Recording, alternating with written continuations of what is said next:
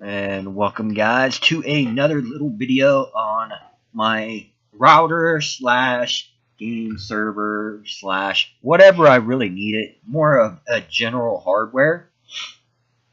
Now recently I've been doing a lot of dealings with a lot of friends of mine who, are into PC stuff, just PC equipment by itself. No, it's really hot in here. Okay, 81 degrees. Yeah, that's pretty warm. But it is winter time, so I guess, downstairs got the heat on or something. But anyway, the really awesome thing is I managed to get a hold of a server. Now, this isn't going to be a permanent thing or anything. I'm probably going to upgrade to the R710, which comes with dual 6 cores and a lot of mounting space. But this one has quite a few mounting. Now, when I got it, it had the dual cores. And now it's going to be running dual quad cores at, I believe, a 3 gigahertz range. 16 gigabytes of RAM, which is low for a server, but I basically got this thing for free. The only thing that I actually had to change is a cable that went out to the RAID card. It was a little frayed and stuff where somebody pinched it in there, and that's all that was wrong with it. It was really simple. It was like a $5 fix. So I was really happy about that. Now, this thing is a monster. Like, literally, this thing, I cannot record and have this in the same room. But, in the other hand, I mean, it basically got it for free. I mean, besides the RAID card controller cable thing, which is awesome. So, you're probably thinking, why in the crap would you have this here? And what are you going to do with it, War? Well, this computer I'm going to call War Junior because A, I plan on making this a router slash virtual machine for my other applications that I'm going to be running. Now you're probably thinking, why in the world would you do a pfSense router and a virtual box? Well, A, the pfSense the one that I've been running and everything, which has worked out marvelous, is, let me bring up the photo, which is right here. This thing has been whisper quiet, and I have not seen a single core be utilized fully. I mean, I'm running a lot of stuff, but it literally does nothing. And it shouldn't hardly ever do anything because I literally only use it just me. That's the only real use of it. With Gigabyte through and through, there's really no, I mean, it looks like a regular PC, but this is a router in this sense, just utilizing PC hardware, because a router basically is a miniaturized, cheap knockoff computer. Just like the console are downgraded PCs. They just have a custom operating system so they can run games. Now, some may argue that they're not and things like that, but we all know Xbox got RAM and video card. I mean, one of the selling points is the teraflops on the Xbox X or whatever you want to call it these days. I don't follow the console anymore, really, so, is my view slanted? No, not really. I like my console. It's good for certain things, and other things it sucks. When I can sit there and play everything that I want and sit there and develop a game on it, then I'll quit my PC. Or the tablet, like my brother always says. As soon as I can run the Unreal Engine and develop everything that I need on it, I'll give up my PC then. Until then, they suck because they're useless. But that's the only reason. They're good for certain things, other things they're just kaput, a paperweight. But for the most case, let's get to the question, why would I trade up for this honking machine right here? It's easy. It's got dual gigabyte built into the motherboard. It's got 8 slots for anything that I want in memory. I can have 8 terabyte hard drives or 2 terabyte hard drives in it. It's well more than welcome to use it. Or some 750s or whatnot. Now, the really good thing is I have 8 terabyte hard drives just sitting around doing nothing right now for other PC builds. So this thing is pretty much operational right from the get-go for me. I am going to attempt to put pssense on it and then run, or no, I'm going to try to use maybe Linux or Unraid. I'm thinking Unraid or FreeNAS, and then run a virtual machine of pssense. That way I can utilize changing from a different type of just virtual machine.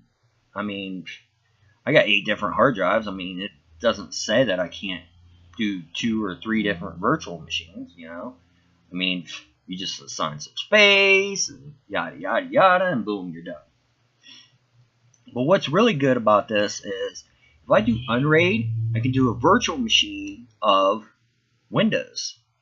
So anytime that I develop my game, I can run the server on my server, and if anything happens, like our PCs don't make it there, or any funny business, my server itself will get a load, and I can actually do real testing. See, when you don't have the actual dedicated, just straight dedicated machine somewhere in your home, you actually get an extremely good connection because you're on the same machine as your server. So it doesn't really simulate latency or any other thing. You'll always have the best connection. It'll always work. And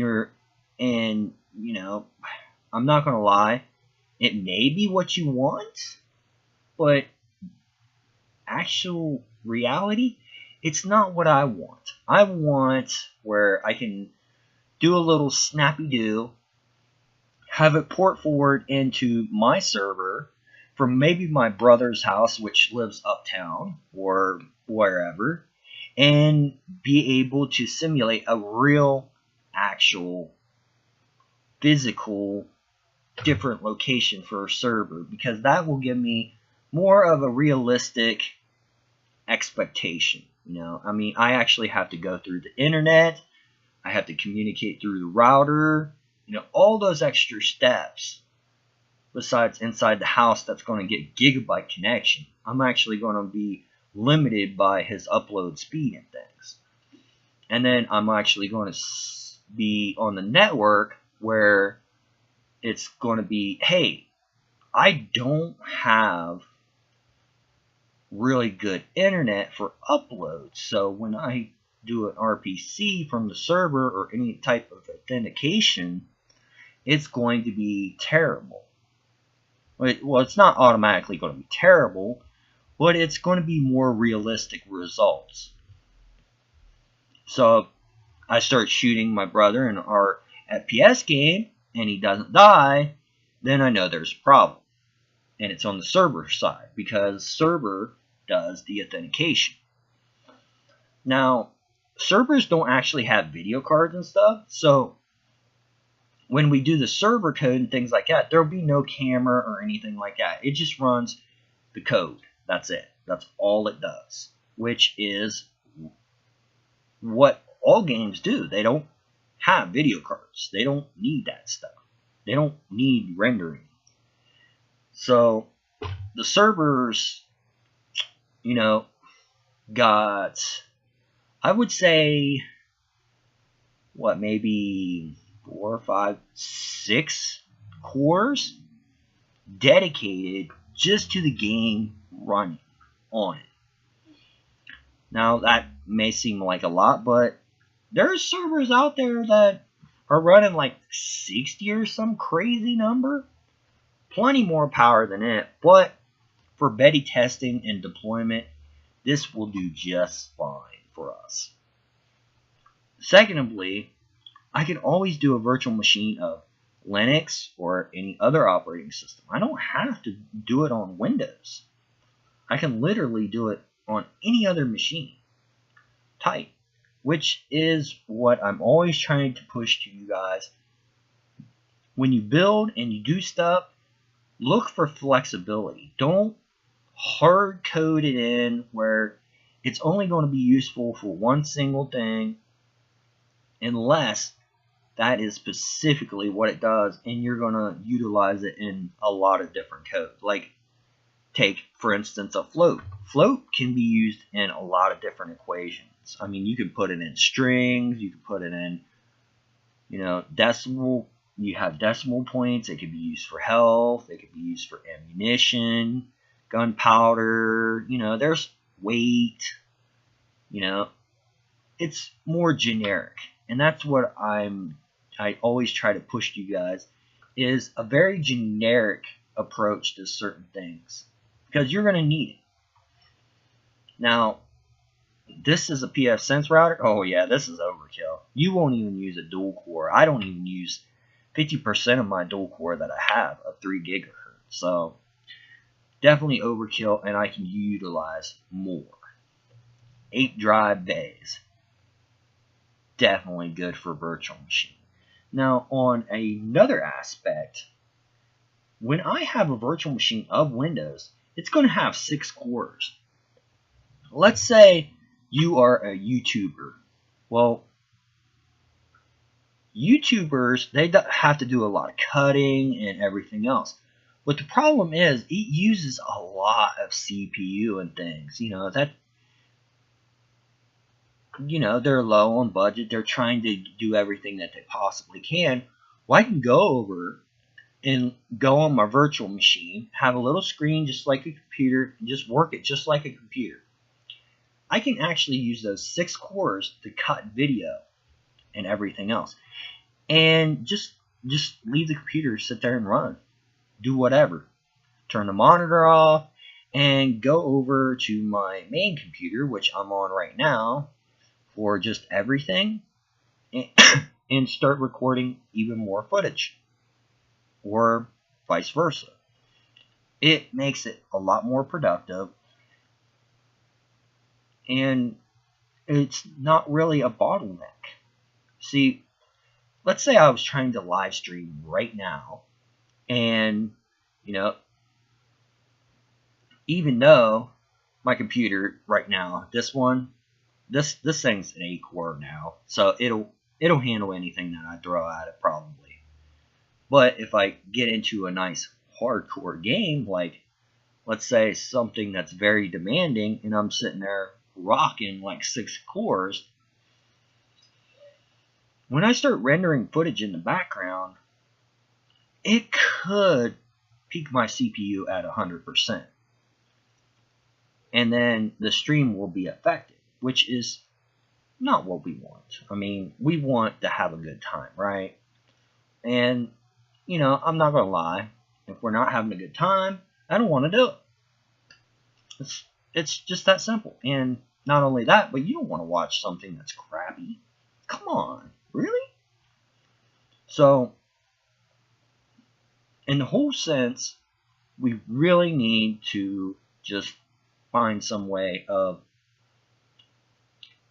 uncapping maybe my production, or just, like I said, our game. Now, Unraid also can do a lot of other things. We can get the windows where we can do a it leaves a whole lot of things. And this has got gigabyte through and through. pfSense, it'll run perfect on this thing. Of course, I haven't tried it yet, so I shouldn't say it will run perfect.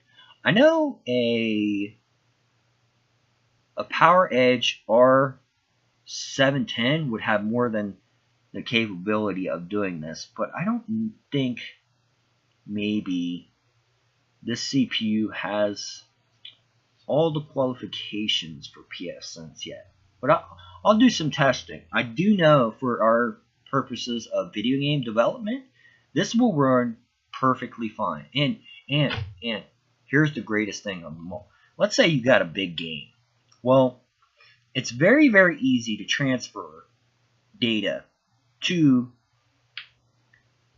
Unraid or FreeNAS into your storage and just update your backups. Okay, once you update your backups, you can go over here, log in and everything with a virtual machine on Windows on this computer that's your server, and use this to compile all the code and everything. So compilers, it's crazy sometimes. They actually use a lot sometimes. And sometimes they're really slow. I mean, if you got a big game, they literally say you can go get a coffee and then come back and it still won't be done. So the bigger the game, the more useful it is not to have a dedicated machine, to actually have a dedicated machine for that kind of stuff. And you can always speed it up with SSDs or using a RAID array where you will get speeds up to an SSD with mechanical hard drives. See, what it does is it uses all the hard drives and it writes to each individual part of one. So instead of one big old file on each drive, it'll be smaller ones that's divided out to the RAID. So let's say 5 different drives, it'll have 5 pieces of that. So the write limitation to the drive, that's the bottleneck, it gets divided up. So let's say 1 gigabyte. Let's say our limitation on one mechanical hard drive is 250 gig. Just saying. Well, 250 gig divided by 4, if I can do 250 gig in 1 second, I went from 4 seconds wait time to like nothing, 1. Just as a simple example. It's not realistic. I know mechanical hard drives can't do 250 gig in like 1 second. It's more like what, maybe 100 or something. It's not very fast. SSD, oh yeah, that thing's like 500 or something megabytes a second, some crazy number. It's ridiculous, but the math is there. So am I saying that you should go out and get you a server so you can do this? No, I'm not telling you to do anything. I'm literally explaining the reasoning behind having something like this around if you can get it on the cheap. If you can't get it on the cheap and you're still wanting to drop the dime in there, drop it. Because I don't think you're going to regret it, but that's just my advice to you. But before you think about getting something that's really expensive, I want you to go out there and see if you can't find something really, really cheap. Like I'm talking free or, next to free. Because if you've never played with a server before and you don't do any research, you're going to bite yourself. You always want to do the research on something that you're trying to develop with. That's why this video has been a long time. Because I've been waiting around for a killer deal for something of this caliber. Okay, I'm going to upgrade better, but for now, this will get us started. So the videos for this will probably come out pretty soon, and we'll see what we can do about getting you guys familiar with using Unraid or FreeNAS or something like that. I think I'll go with FreeNAS because it's free, and I don't necessarily have to throw in a bunch of drives or anything else because they're going to be blank anyway. And if it's free, then you guys can easily do it and, see if it's cool, and if it's not, then scrap it. Do something else. Heck, put Windows 10 on a server and just use it like that.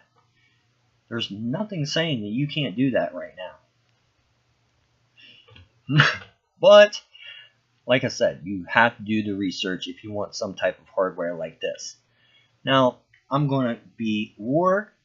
I'm going to let you guys go. I'm sorry this is more of a ramble than a video of learning and stuff, but I thought it was prudent enough to spend a few minutes of your time explaining, reasoning, and pointing out the facts that you guys are in the back of my mind, trust me, but also I don't want to lead you down a terrible path. So, and I'm a firm believer of I want you to make your own decisions, period. Don't listen to anybody else. Don't listen to me. Go out there, break stuff, try to fix it, learn, live, grow. And that is War over and out. And thanks for watching. Peace out, everybody.